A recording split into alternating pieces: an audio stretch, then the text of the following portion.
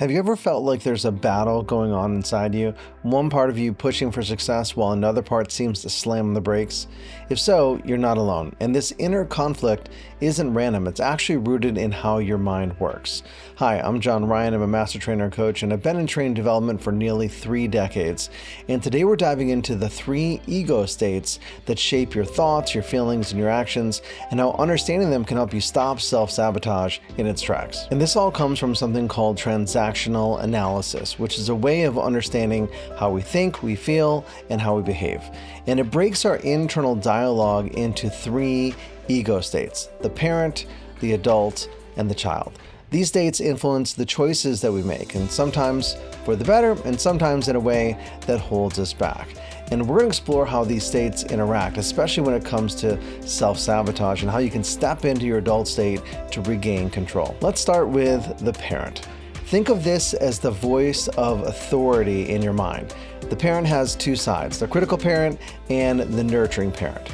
The critical parent says things like, "You're not good enough," or "You shouldn't have done that," or "You could have done that better." As you can imagine, it can be harsh, it can be judgmental, which often fuels self-sabotage. On the other hand, we also have the nurturing parent, and it might say, "It's okay, you're doing your best, you did the best you could with what you had." And this all sounds fine and well, but sometimes it can protect you so much that it enables procrastination to keep you from discomfort. The next is the child, and this is the emotional, instinctive part of who you are. It can show up as the fearful child, saying things like, "Well, what if I fail?" or "What if people judge me?" And this fear can lead to avoidance behaviors like procrastination or hesitation.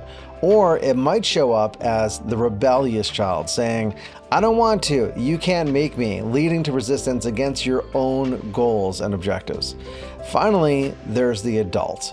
This is the rational, objective part of your mind, the one that asks, what's the reality of the situation and what's the next best step? What are the facts here?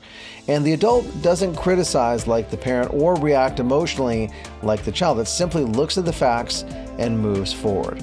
This is the state you want to be in to overcome self-sabotage. Now let's see how these states play out when you're stuck in self-sabotage.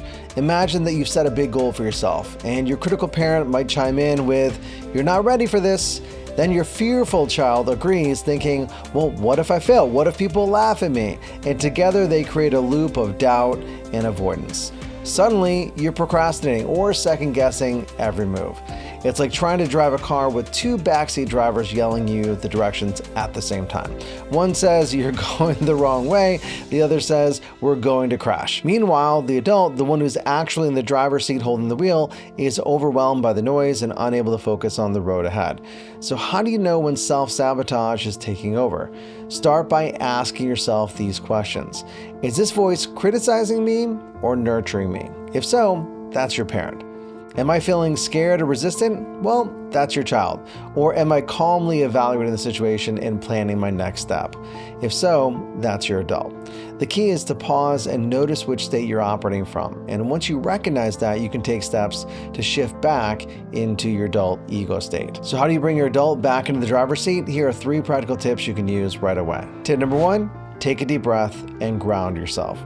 When you notice their critical parent or a fearful child taking over, pause, take a deep breath, and remind yourself to step into your adult state. The adult is the calm and the focused one, so grounding yourself is the first step to re-engaging it. Tip number 2, ask adult-oriented questions. Start asking questions that bring you back to reality and the facts. Like, what's the reality of the situation? What are the facts here? Or what's one small step that I can take right now to move forward? These shift your focus from fear and judgment to action and progress. And tip number 3, separate fact from feeling. Your child might say, "This will never work," but your adult can step in and ask, "What evidence do you have that this won't work?"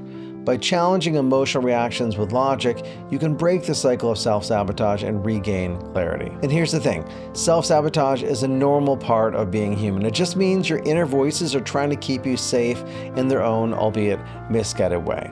But you don't have to let them run the show. By learning to recognize when you're stuck in your critical parent or fearful child, consciously shifting into your adult, you can make clear, confident decisions and take meaningful steps towards your goals. Now I want to hear from you. Which ego state do you notice showing up the most when you're feeling stuck? Is it the critical parent, the fearful child, or perhaps both? Share your experience in the comments below and let's start a conversation. And if you're ready to go deeper, if you feel like self-sabotage has been holding you back and you're not sure how to break free, let's talk. I'll put a link to my calendar in the description below where you can book a call with me or someone on my team and we can work through this together. We'll explore what's keeping you stuck and how to take clear, confident steps towards your goals. Don't wait for the perfect moment. Take the first step today. That's it for now. Thanks for watching. Until next time, develop yourself, empower others, and lead by example.